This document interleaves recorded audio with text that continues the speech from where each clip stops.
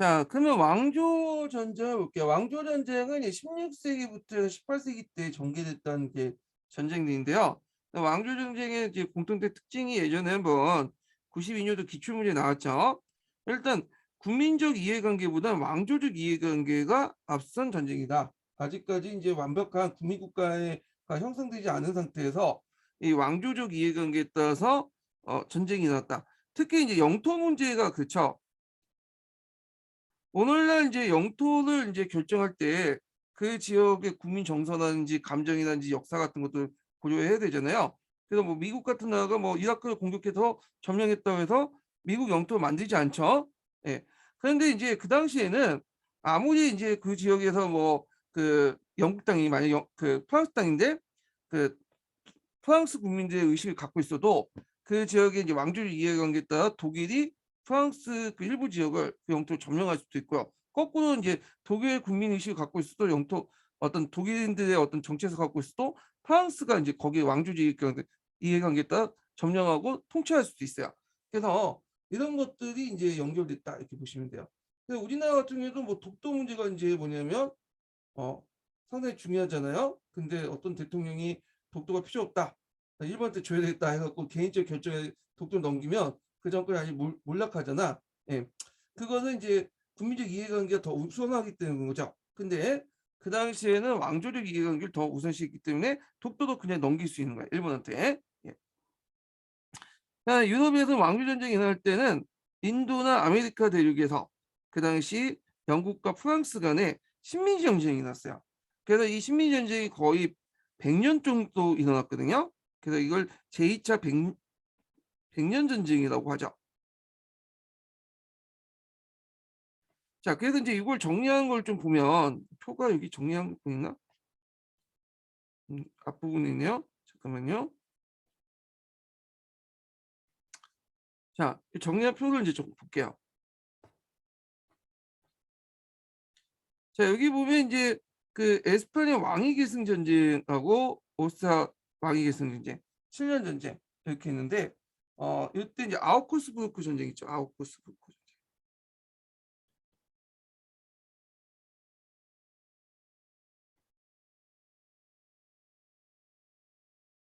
예. 그래갖고 이제 여기 있네요. 자, 아우쿠스부르크 전쟁 때는 영국과 프랑스가 전쟁에 식민 전쟁이 있었죠. 그때 이제 영국 왕의 이름 따서 월리엄 전쟁이라고요. 그다음 에스파냐 왕위 계승 전쟁 때는 그때 영국 왕위 이름 따서 옌 전쟁이라고 하고요. 오스트리아 왕위 계승 전쟁 때 영국과 프랑스가 식민 전쟁을 했죠. 이걸 조지왕 전쟁이라고 해요. 조지왕 전쟁. 그 다음에 7년 전쟁 때는 프랑스 인디언 전쟁 일어났고 또 이제 인도를 둘러싸고 이제 퍼시언 투어 했었죠. 그래서 이게 이제 각각의 식민 전쟁이 있었고요. 그래서 이제 이 네 번에 걸쳐 식민 전쟁을 거쳐서 결국에는 파리 조약을 통해서 마무리 짓죠. 그때 영국이 이제 승리를 하게 되죠. 그 파리 조약 내용이 예전에 기출문에 나왔던 거 이렇게 파악을 해두시면 될 것 같아요. 자, 그러면 다시 이제 내용을 들어가고 그다음에 또 하나의 특징이 뭐냐면 세력 균형의 원리가 적용됐다. 그래서 힘이 불리한 쪽에 나머지 국가들이 힘을 몰아주는 형태도 유럽 내의 힘의 균형 관계를 유지했는데 그때 이제 주요 역할을 했던 나라가 어떤 나라냐? 영국이죠. 영국. 그래서 영국이 그 큰 역할을 담당했다. 이렇게 보시면 될 것 같아요. 자, 그래서 이제 왕조 전쟁 관련된 내용도 보는데 에스파냐 왕위 계승 전쟁은 앞에서 언급했죠. 그래서 이제 오스트리아 왕위 계승 전쟁하고 여기에서는 7년 전쟁 내용을 좀 볼게요. 자, 이 오스트리아 왕위 계승 전쟁을 보는데 자, 오스트리아의 일부 지역은 고대 게르만 일부 지역에서는 잠깐만요.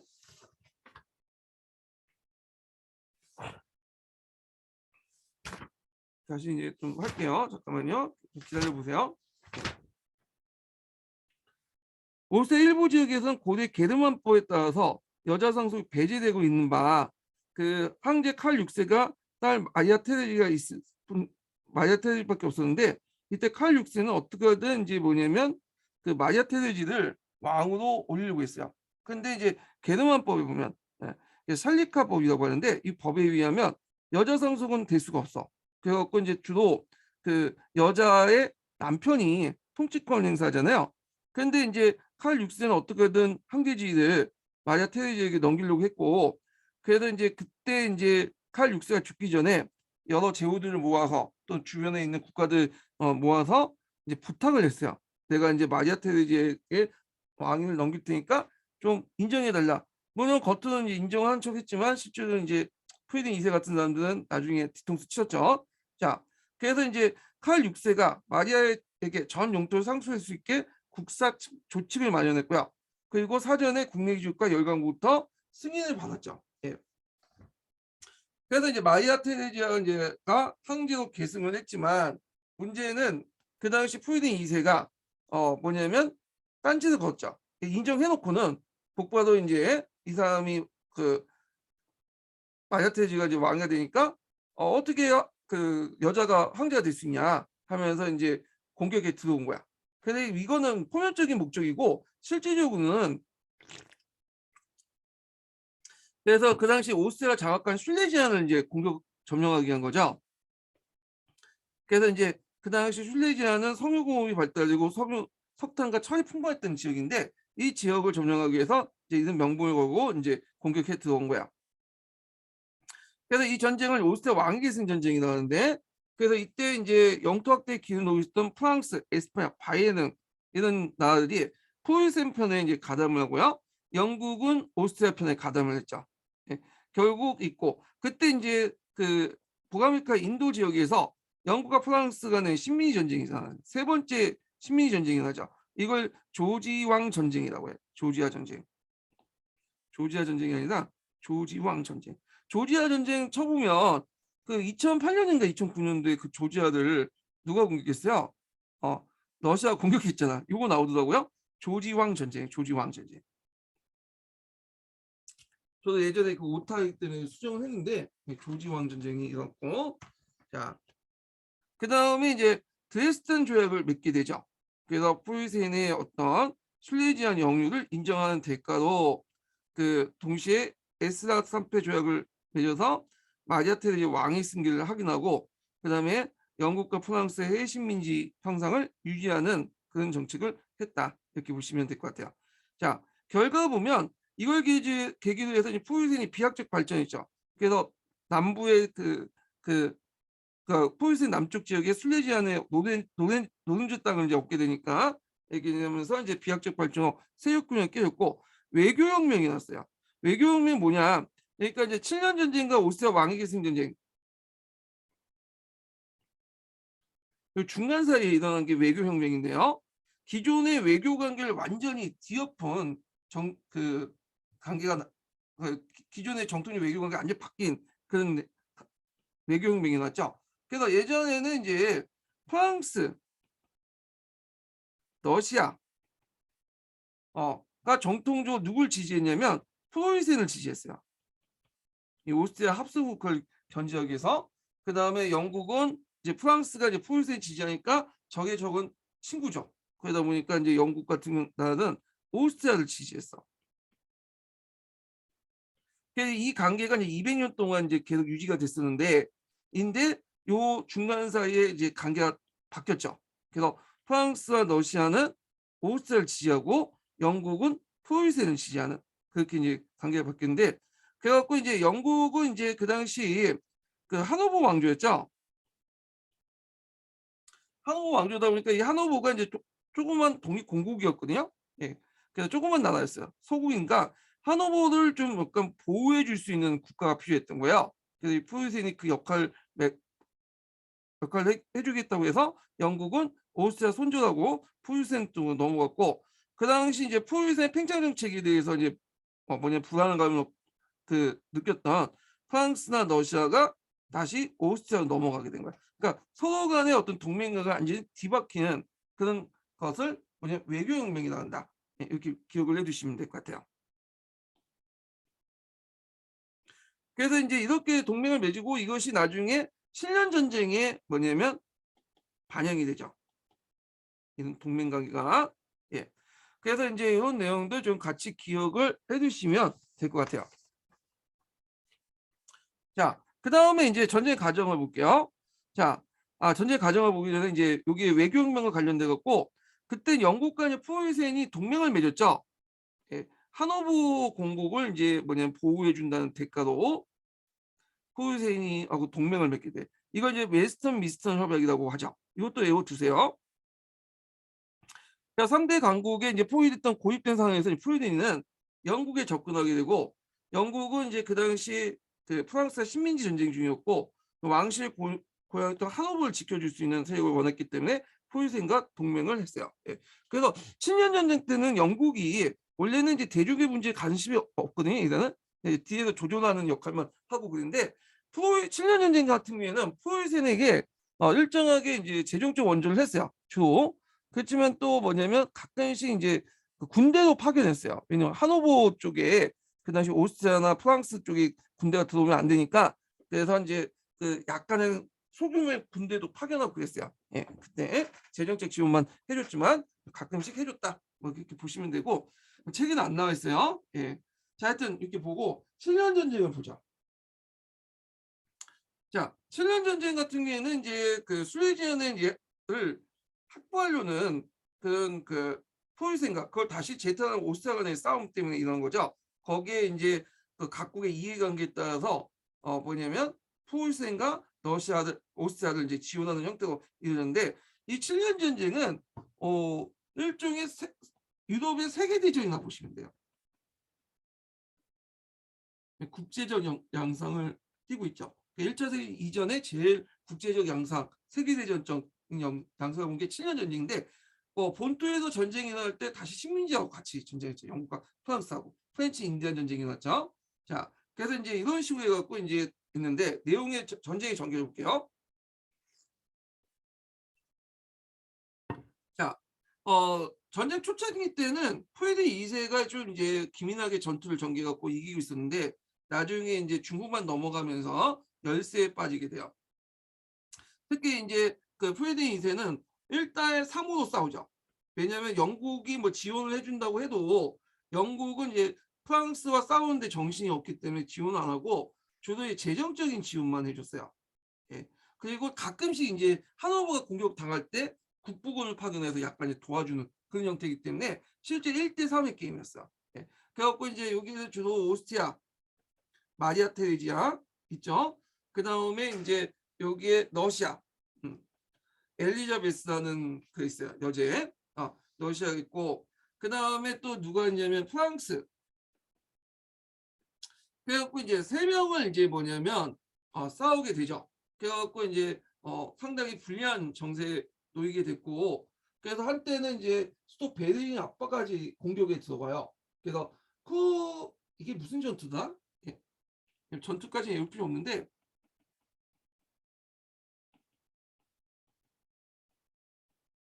잠깐만. 코네루스 도르프 전투예요. 자, 코네루스 도르프 전투에서 그 당시 이제 그 프레드니가 패배를 하죠. 그래서 베르닝이 바로 이제 뉴요프까지 이제 뭐냐면 점령 바로까지 적이 쳐들어오게 되는 거야. 자, 그래서 이제 이때 막 위기에 처해져 있는데 갑자기 러시아군이 철수를 내버린 거야. 누가 즉위했기 때문에. 그 당시 이제 포트 3세가 즉위를 했죠. 예.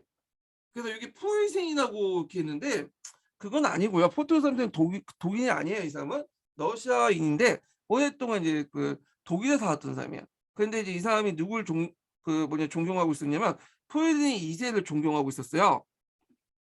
이거 빼세요. 예. 그래서 이 사람을 존경하고 있었기 때문에 이 사람이 집권하자마자 자기의 국가 이익을 저버리고 철수를 했죠. 예. 그래서 이제 하여튼 강팬이었다고 보시면 돼요. 예. 그리고 나서 이제 곧바로 쿠데타가 이루어서 포트 3세가 물러나게 돼요. 그러니까 프레드 2세가 상당히 운이 좋았던 거죠. 그래서 하여튼 강한을 맺고 체결해서 이제 동맹관계 무너지고 그리고 이제 결국에는 전쟁이 끝나게 돼요. 그래서 전쟁이 끝난 다음에 체결한 조약이 뭐냐면 베르투스크 브루크 조약이에요. 예. 그래서 여기에서 이제 오스트리아 프리센 간의 조약이 맺게 되고 그래서 전쟁 전에 국경을 유지하고 그다음 술레지언 영유권을 이제 프리센이 갖기로 이제 정해지게 되죠. 예. 그래서 이제 요 내용도 좀 기억을 해 두시고요. 자, 그다음에 영국 같은 경우에 그 당시 이제 영국 피터 수상이 취임해서 피터 내각이 구성이 되는데, 요때 이제 피터 내각에서는 프로리스에게 전쟁 자금을 제공을 하죠. 그래서 인제 주로 전쟁 자금만 제공해 줬다. 군대 파견 같은 경우에는 주로 인제 어디냐면 북부군이나 해 갖고 저기 하노버 왕조가 좀 위기에 처했을 때 그때만 쪼금 파견해 주고요. 주로 인제 어디에 인제 전쟁을 몰두했냐면 식민지 전쟁, 프랑스와의 전쟁에 몰두했어요. 그래서 인제 해군을 파견해서 프랑스가 해식민지에 군대를 파견하지 못하도록 했고요. 그래 갖고 인제 인도와 아메리카에서 인제 싸우게 되죠. 인도에서는 예전에 기출문제였던 프렌치 전투. 그래서 클라이브가 인제 벵골군과 프랑스 연합군을 격파해서 그 당시 벵골 지역을 장악하게 되는데, 벵골은 오늘날 인제 그 어디야? 방글라데시아 그 지역이죠. 인도에서 제일 잘 사는 지역이에요. 그래서 거기를 장악하고 나서 인도 정역을 이제 장악을 했던 거잖아요. 그래서 인도는 벵골 지방의 통치권과 조세 징수권 영국에게 뺏겼고, 그리고 인제 이걸 바탕으로 여기 벵골 지역이 되게 잘 사니까 그래서 영국은 인도 전역을 장악하면 발팔만했다. 벵골의 주요 도시가 캘커타죠. 캘커타를 인제 영국의 근거지 삼고 그래서 나중에는 전역을 다 장악을 하는 바탕이 되었고요. 그래서 인제 이때 인제 프레시전투에서 프랑스가 패합해 와서 인제 인도를 포기하고 어디로 넘어간 거예요? 인도네시아, 인도 차이나 반도로 넘어가게 된 거죠, 얘네들이. 그다음에 영국은 이제 아메리카, 캐나다, 북아메리카를 계속 승리했는데 이 전쟁을 뭐냐면 프렌치 인디안 전쟁이라고 해요. 그 당시 프랑스가 이 인디안과 연합을 해 갖고 싸웠기 때문에요. 왜냐면 프랑스가 북미 지역의 인구가 그렇게 많지가 않았어요. 그러다 보니까 이제 프랑스 인디언 지역을 인디언 세력들이 많이 끌어들여서 싸우게 되는데, 그래서 인제 프렌치 인디안 전쟁이었는데 영국군도 인디언의 일부를 자기 편 삼았어요. 근데 프랑스가 더 많았죠. 자, 그래서 인제 이렇게 했다. 그래서 이제 이 프렌치 인디안 전쟁이 끝나고 나서 제2차 이 백년 전쟁이 끝나게 되고요. 그래서 맺어진 조약이 파리 조약이죠. 요거 기출 문제에 나왔던 거죠. 그래서 영국은 인제 프랑스의 식민지 쟁탈전의 최종 승리자가 되었다. 그래서 이제 파리 조약을 맺게 되는데요. 요게 이제 두 번 나왔어. 제2차 백년 전쟁에서 종결을 시켰다. 그래서 주로 당사자가 이제 영국, 프랑스, 에스파냐 이렇게 있는데, 자, 영국은 이제 프랑스부터 캐나다, 미시시피가 동안, 동부, 서인도 제도, 서인도 제도 일부, 석아프리카 기지들을 획득했고요. 에스파냐부터 플로리다를 획득하게 되죠. 그래서 오늘날 캐나다가 이제 영국으로 넘어가게 되고요. 에스파냐는 대신에 이제 프랑스부터 뉴올리언스 포함 루이지애나를 양도받았다. 이거 가지고 이제 좀 약간 혼란을 일으키는 분도 있더라고요. 이 루이지애나가 이제 미시시피강 그 서부 지역에 이제 있는 지역인데, 오늘날 루이지애나 주가 있죠. 그보다 더 큰 주예요. 중부 지역을 이제 통틀어서 이제 통칭해서 루이지애나라고 하는데, 거기에 루이지애나의 이제 주요 도시가 뉴올리언스라는 도시가 있어요. 뉴올리언스. 그래서 요게 인제 스페인 쪽으로 넘어갔어요. 그래서 이제 뉴올리언스가 넘어가니까 루이지애나 다 넘어간 건 아니고요. 그 당시 일부만 넘어갔다고 보시면 돼요. 예, 일부만. 그래 갖고 루이지애나 대부분 땅은 대부분 누구한테 아직도 프랑스가 가지고 있었던 거죠. 예, 일부만 넘어간 거야, 요 지역은. 예. 그렇게 인제 이해를 해 주시면 될 것 같아요, 요 지역을. 또 뉴올리언스 같은 경우에는 이제 에스파냐에 있다가 다시 영국으로 넘어갔고, 그렇게 인제 해서 이제 왔다 갔다 하는데, 자, 하여튼 이렇게 좀 기억을 해 두시고, 그다음에 이제 프랑스는 약간의 서인도 제도, 약간의 뭐 인도 교육의 어떤 그 교육지를 유지하는 데 선에서 끝났다. 예. 그래서 요거 관련돼 갖고 예전에 파리 조약 관련돼 갖고 시험 문제에 나왔다는 거 기억을 해 두시면 될 것 같아요. 예. 그리고 주의할 것은 이 파리 조약은 프렌치 인디안 전쟁, 그러니까 영국과 프랑스의 식민지 전쟁 관련된 내용이지, 그 앞에 유럽 본토에서는 7년 전쟁하고 직접적으로 관련된 건 아니에요. 예. 예, 7년 전쟁과 직접적으로 관련된 조약은 후 베르투스크 부르크 조약이야. 예. 그래서 서계나 이런 데에서는 좀 약간 두리뭉실하게 이렇게 파리 조약을 인제 7년 전쟁과 연결돼서 인제 보시면 설명하는데, 물론 전체적인 판도에서는 7년 전쟁 일환을 볼 수가 있겠죠. 그렇지만 7년 전쟁과 함께 벌어진 2차 백년, 그러니까 프렌치 인디안 전쟁하고 관련된 내용이기 때문에 개념상 엄격하게 보면 이렇게 구분할 수 있다, 이렇게 보시면 될 것 같아요. 그래서 파리 조약은 7년 전쟁보다는 7년 전쟁 이란으로 인한 식민지 전쟁이 프렌치 인디안 전쟁하고 관련된 내용이다, 이렇게 보시면 되겠죠. 자, 그래서 있고 그다음에 넘어가서 자 7년 전쟁의 결과 이제 영국은 북미 대륙과 인도의 압도적인 우월적인 지위를 확보했고요. 세계적인 지도 세계적인 지도적인 상업 및 식민 제국이 되었다. 그래서 포에서는 또 강대국의 지위가 굳혀졌고요. 자 이런 내용도 이제 보시면 돼요. 그다음에 이제 절대 왕정 시대 사회 경제 구조 관련된 내용인데 요거는 이제 앞에서 제가 언급을 했어요. 그래서 뭐 상업 발전이 상업 자본이 이제 발전이 됐고 그다음에 농촌 수공이 발달됐고 등등등 있고 17세기 위기론을 한번 읽어보세요. 이거 서계에 있는 내용인데 뭐 굳이 이거까지 나올 것 같지는 않아요. 요거는 뭐 자세한 내용보다는 어떤 관점이나 이런 것들이니까 넘어가고 그다음에 이제 동부 유럽 같은 경우에는 예전에 한번 설명했을 거예요. 군주에서 샤프트, 구추에서 샤프트가 있죠. 그치? 영주 장원제. 어. 그래서 이제 농민 강제 노동에 입각한 구추에서 샤프트가 등장했고 재판 농노제라고 그죠. 그래서 이제 이때 형성된 계층이 프로이센 융커층이죠. 그래서 이 영주들의 후예들이에요. 예. 그래서 이제 요거는 이제 중세사 할 때 얘기를 했으니까 요거 보고 넘어가시고 자, 뭐 영국 같은 경우에도 이제 얘기를 했죠. 영국도 이제 그 당시 장원제처 농노해방이 순조롭게 진행돼서 실제 15세기 이후부터는 영국에서는 농노라는 계층이 사라졌어요. 그리고 요몬, 이 요몬은 이제 그 요몬 계층은 이제 차지농이면서 자가농을 하는 계층이죠. 자기 토지를 계층하는 젠트 밑에 있는 그런 사람들인데, 자 이들에 의해서 이제 뭐냐면 경영의 어떤 농업 경영의 합리화 같은 것들이 일어나게 돼요. 예.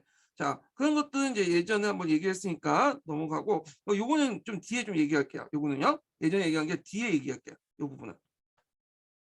자, 그래서 이들이 이제 자본주의 농업기업가다 이렇게 보시면 되고 프랑스 같은 경우에는 농노해방이 순조롭게 일어났죠. 프랑스도. 그래도 이제 그 프랑스 혁명 당시에는 농노란 계급이 없었어요. 예, 농노란 계급이 농민의 자유로운 이제 신분이 되었고 그 다음에 이제 얘네들은 좀 특징이 프랑스 농민들 같은 경우에는 소농들이 많아요. 소농들이. 그래서 소유지든 보유지든 간에 나름대로 남의 땅을 빌리든 자기 땅을 경작하든 소농들이 많고 상당히 평준화돼 있어요. 물론 일부 지역에서는 이렇게 이제 자본주의적인 어떤 차진농 같은 사람들이 등장하긴 했지만 그 평준화돼 있다는 거. 영국하고 좀 달라요. 예. 그래서 영국보다는 이제 뭐냐면 좀 더 토지가 평균적으로 분할돼 있었다. 이렇게 보시면 될 것 같아요. 예. 근데 일부 지역 같은 경우는 자본가족 농업기업가도 나타나긴 했다. 예. 이렇게 보시면 되고 자, 그다음에 이제 영국과 이제 프랑스 보면 좀 약간 상반된 내용이 있는데 영국은 봉건제 신분제가 무너지면서 자본가적이고 부르주아적 새로운 지배층이 이제 등장했는데 이거 좀 약간 그런데 이거 좀 설명할게요. 이거는요. 영국과 프랑스가 여기서 대비해 볼 수 있는데 영국 같은 경우에는 되게 젠틀 계층 있잖아요. 젠틀 계층이 이제 그 당시 장자상속제라는 있어요. 젠틀 계층들이 이제 많은 토지를 가지고 있죠. 그래서 여러 아들들이 있을 거냐, 얘네들이. 그러다 보니까 이제 장자상속제에 입각해서 장자만이 뭐냐면 토지를 상속할 수 있는 권한이 있어요. 예. 그렇기 때문에 나머지 차남 이하는 뭐가 되냐? 얘네들은 먹고 살아야 되겠죠. 교육을 받고 주로 이제 도시 지역으로 가요. 도시 지역에 가서 얘네들이 이제 전문가들, 판사 뭐 이런 사람들 되거나 법조인이 되거나 아니면 상업을 하거나 자본가가 되거나 뭐 이렇게 해요. 예, 상업 자본가들이 되거나 이렇게 이제 하거든요. 자, 그러다 보니까 어떤 형상들이 일어나냐면 그 당시 이제 장남은 농촌에 남아서 농사일을 하는데 주로 이제 요 차남 이하 같은 경우에는 도시에 가고 전문가가 되거나 자본가가 되거나 부유자 계층이 된단 말이야. 그러다 보니까 계층적 동질성이 똑같아. 계층적 동질성이 강하다는 거야. 예. 그래갖고 얘네들이 이제 어차피 뭐 모임이 가끔씩 만나갖고 이제 얘기도 하고 그러다 보니까 하는 일만 다를 뿐이지 계층적 동질성이 상당히 강해요. 그러다 보니까 이제 영국 같은 경우에는 계층 간의 어떤 그 프랑스처럼 이제 뭐냐 부르주아 계층이 뭐 귀족 계급이니 하면서 이렇게 대립된 구도가 있었던 게 아니라 얘네들은 서로 비슷비슷하고 건너 일가 친족이다 보니까 얘네들이 어떤 계급이라는 의식이 형성되지 않아. 얘네들은 같은 덴치라는 어떤 그 의식은 있을 수 있지만 계급 의식이 없어. 그래서 나중에 계급혁명 같은 것들, 프랑스 대혁명처럼 계급혁명이 발생되지 않았다라는 게 특징이죠. 근데 프랑스 같은 경우에는 좀 달라요. 프랑스는 뭐냐면 귀족하고 평민, 삼신분이 엄연하게 딱 구분돼 있어요. 얘네들이. 그래서 얘네들은 뭐 통합권이 형성되지 않죠. 그래서 일부가 이제 뭐냐면 그 간직을 사가지고 범법 귀족이 되잖아요. 그렇죠. 일단 범법 귀족이 되면 자신이 예전에 신분했던 부르주아하고는 단절시켜 버려. 그래서 귀족을 많이 편입시켜. 그러다 보니까 이제 뭐랄까 계급 의식이 이제 강해질 수밖에 없죠. 귀족 계급, 부르주아 계급. 그래서 나중에 이것이 이제 뭐냐면 계급 투쟁으로 연결되고 계급 혁명으로 연결돼서 부르주아 혁명이 일어나는 배경이 돼요. 그래서 영국과 프랑스는 좀 약간 이렇게 계층화 형성이 좀 다르다. 이런 것들이 나중에 프랑스 혁명 같은 계급 혁명이 일어나냐 아니냐 안 일어나냐를 결정하게 되죠. 자, 이런 내용도 좀 기억을 해주시고요. 자, 요 뭐 자본주의 발전 내용은 각자 보시고, 자, 그다음 정치 사상을 이제 넘어가죠. 정치 사상을.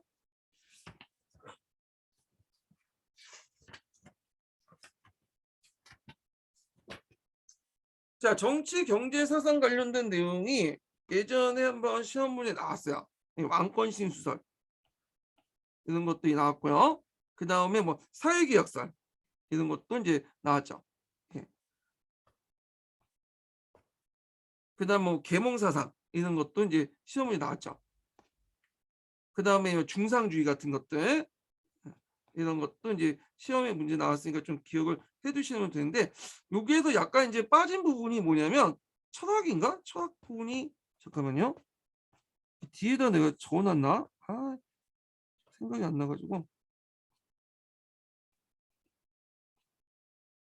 뒤에다 설명하면 되겠네요.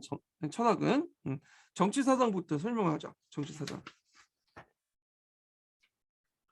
자, 그 근대 국가 성립과 더불어 이제 정치 사상의 중심 과정이 이제 주권 문제나 국가 이성 문제죠.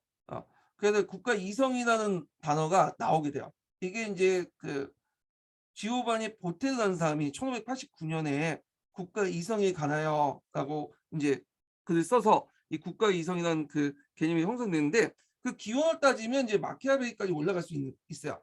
그래서 이제 앙리 사세라든지 리쉐르나 루이 14세들이 이 국가 이성을 실현하려고 했다. 이 국가 이성이라는 건 뭐냐 하면 이게 좀 약간 추상적이긴 한데 국가의 어떤 생존권을 위해서 모든 계층의 이익보다 그리고 어떤 종교보다도 더 우위에 둔다. 국가 전체 이익을. 그래서 국가의 전체 이익을 우선시해서 어떤 정책을 결정하는 그런 것들을 국가 이익이다. 이성이라고 하죠. 지금 예를 들어 지금 우크라이나에 전쟁이 일어나잖아요. 러시아하고 이제 우크라이나하고 전쟁을 하는데 미국이나 서방 국가들은 러시아보다는 우크라이나를 지원하죠. 근데 얘네들이 피를 대신 흘려주지 않거든. 미국이 직접 가서 우크라이나를 대신 싸워주면 조금만 지원해주면 러시아를 격파할 수 있는데 왜 그럴까요? 자, 미국의 입장일 때는 러시아와 직접 싸울 경우에는 핵전쟁이 일어날 수 있다는 거야. 그러니까 얘네들이 좀 불쌍하긴 하는데 또 우크라이나가 이겼으면 하겠죠. 그렇지만 미국이 직접 개입을 해갖고 핵전쟁이 일어나면 미국의 직접적인 이익에 타격을 주잖아요. 예. 그래서 이 우크라이나에 직접 군대를 파견하지 않잖아. 이건 뭐냐면 국가 이성 측면을 볼 때는 개인적인 어떤 측면에서 우크라이나를 도와줄 수 있지만 국가 전체적인 이익을 볼 때는 어긋나기 때문에 안 도와주는 거다. 이런 것들이 국가 이성이야. 예. 국가의 이익을 모든 이익에 우선시하는 거 이렇게 설명할 수 있어요. 자, 하여튼 이렇게 있고 그래서 이제 국가 이성은 국가의 독립과 발전을 위해 같은 욕구로서 모든 이익을 초월하는 그 이성이 모든 이익을 초월하는 어떤 것들이다. 이게 국가 이성이다. 이렇게 보시면 되죠. 자, 그래서 이제 있고 또 주권의 문제, 내용 문제 또 있어요. 주권 문제에 대해서는 주권을 누가 갖고 있느냐. 네. 이 주권을 누가 갖고 있느냐에 대해서 이제 여러 가지 의견이 있었는데 그래서 이 주권은 이제 뭐예요? 법의 구속을 받지 않은 국가의 최고 권력을 얘기하죠. 뭐 입법권, 군대 유지권, 전쟁 및 평화 체결권, 최고 사법권 등등 있죠. 근데 이제 지금이야 이제 주권은 국민이 갖고 있다. 이런 것들 상식이지만 그 당시에는 누가 갖고 있냐면 군주가 행사를 해야 된다라고 이제 얘기하죠. 그래서 이 군주가 행사하고 그것은 이제 앞에서 해서 그걸 뒷받침하면서 왕권 신수설이야.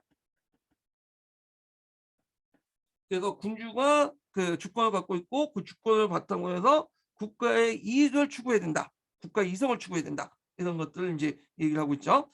자, 그러면 이제 왕권 신수설 볼게요. 왕권 신수설이 이제 발달된 그 나라는 주로 이제 프랑스예요. 프랑스. 근데 프랑스 같은 경우에 예전에 로마법 같은 것들이 발달됐어요. 뭐 자연법, 자연권 이런 개념들이 이제 발달되고 그랬는데 하여튼 이제 이 당시 프랑스를 중심으로 해갖고 이런 왕권 신수설이 이제 발달되기 시작했죠. 그래서 보댕이나 보시에 있고 뒤에 이제 영국 같은 경우는 제임스 1세 그런 사람들 있죠. 보댕과 이제 보시에를 볼게요. 자, 여기 보면 보댕부터 보죠. 자, 보댕은 주권을 법에 구성되지 않는 어떤 상위자도 인정하지 않는 국가에서 최고 권력이다. 이렇게 규정을 하고요. 그 내용으로서는 입법권, 군대 유지권 이런 것들을 들었죠. 그리고 이런 주권은 누가 행사해야 된다? 군주가 행사해야 된다. 그러면서 이제 절대 왕정을 옹호했다. 이렇게 보시면 될 것 같아요. 예. 그래서 이렇게 있고 그 다음에 보시에를 보죠. 보시에는 어떤 사람이냐면 이 사람은 이제 카톨릭 선직자죠. 이 사람은. 예. 그래갖고 그 루이 14세 아들의 개인 교사 역할을 하면서도 그 주교이기도 했어요. 이 사람은. 그래서 이 사람이 성서에 의한 정치를 주장했어. 성서에 근거한 정치라는 책을 썼어요. 이 사람이.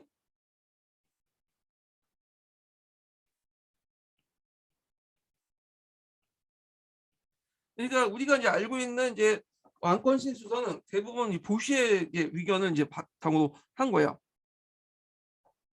자, 이 사람은 이제 일단 그 성직자 출신이다 보니까 이걸 뭔가 이제 신과 연결시켜서 이제 설명을 하죠. 그 왕권 시소에 의하면 국왕은 지상에서 신의 대리이며 왕권은 신으로부터 주어졌기 때문에 신성 불가침이다.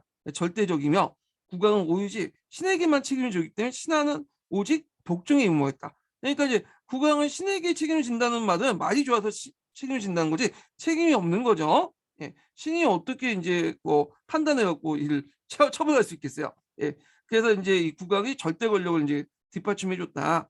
그래서 이게 보슈에는 이단 입장에서 루이 14세 왕제에 적극적으로 옹호했고요. 그 다음에 이제 제임스 1세가 있죠. 이 제임스 1세는 따로 이제 표시를 해야 되는데,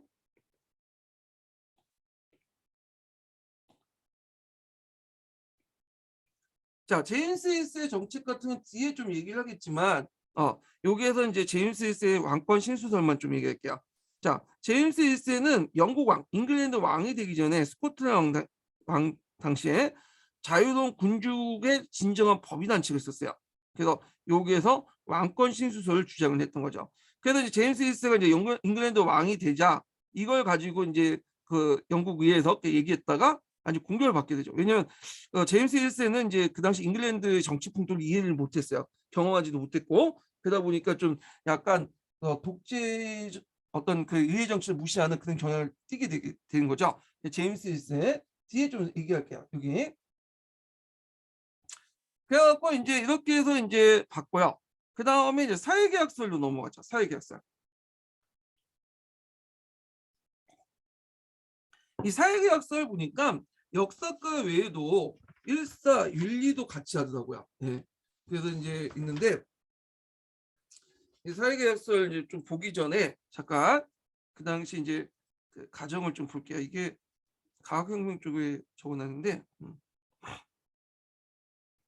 자 사회계약설이 이제 배경이 됐던 게 과학혁명이에요. 예. 그래서 과학혁명이 이제 사회계약서에 영향을 주기는 했는데 이 과정을 좀 보면 자 아리스토텔레스 철학이 중세 말기 때 들어갔죠. 있는 그대로 뭐 명목론이 강조되면서 개별적 인식이 가능했고요. 그리고 이제 이걸 바탕해서 이제 자연 세계에 대한 관찰과 인식을 강조했어요. 여기 이제 표시는 이렇게 했지만 여기 노즈 베이컨이 여기 앞에요. 예. 그리고 나서 이제 과학혁명이 일어나죠. 뉴턴 17세기 때. 예. 그래서 이제 이때 근대 철학에서 임신론서, 합리론, 경험론, 간접론의 영향을 받은 과학혁명이 나왔고 이건 좀 나중에 설명할게요. 그리고 요것도 이제 이 세상의 법칙, 하나님의 법칙, 자연법을 연구하기 시작해요. 예. 그리고 이 세상을 어떤 법칙에 응용한다는 합리주의 정신이 등장하죠. 그러면서 이제 과학혁명에 영향을 주기 시작한 거야. 그래서 신이 만든 자연법에 입각한 어떤 법칙성을 추구하려고 했고, 그것이 이제 최종적으로 뉴턴에 의해서 이제 마무리되죠. 과학혁명이. 자, 이거 과학혁명이 진행하는 과정 기계론적 세계관, 이신론 이런 것들이 등장하게 되고, 그러면 자연 형성에도 어떤 법칙성이 있으면 사회 형성에도 뭔가 법칙성이 존재할 거 아니냐. 그래서 등장한 것이 사회개혁론이야. 예, 사회개혁론. 그러면서 이제 사회개혁론을 좀 더 쉽게 풀이하려고 했던 사람들이 등장했는데, 이게 계몽사상 같은 거. 자, 이걸 이제 하면서 사회과학이 발달했다. 그래서 과학혁명을 통해서 자연계의 법칙적인 것들을 어떻게 설명을 하는 과정에서 인간사의 어떤 정치 권력의 형성 과정을 또 과학적으로 연구하려고 했고, 이 과정에서 사회개혁론과 그걸 좀 쉽게 풀이하기 위해서 계몽사상 등이 등장했다. 이렇게 이제 이해를 해두시면 될 것 같아요. 이렇게.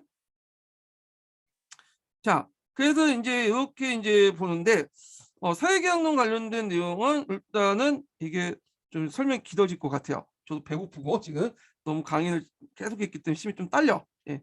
그래서 일단 오늘 여기까지 하고 사회계약론 관련된 내용은 다음 시간에 하겠습니다. 오늘 강의 그냥 수고하셨고요. 다음 시간에 뵐게요.